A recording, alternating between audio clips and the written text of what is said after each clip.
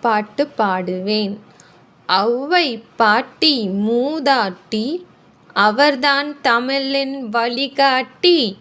ஔவையாரை வணங்கிடுவோம், ஆத்திச்சூடி படித்திடுவோம். ஔவை பாட்டி மூதாட்டி அவர்தான் தமிழின் வழிகாட்டி.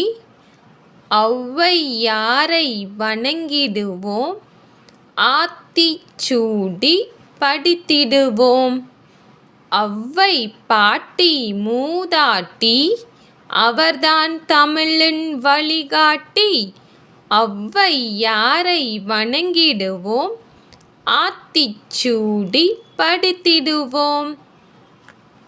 சொற்கள் அறிவேன். ஔவையார், ஔடதம்,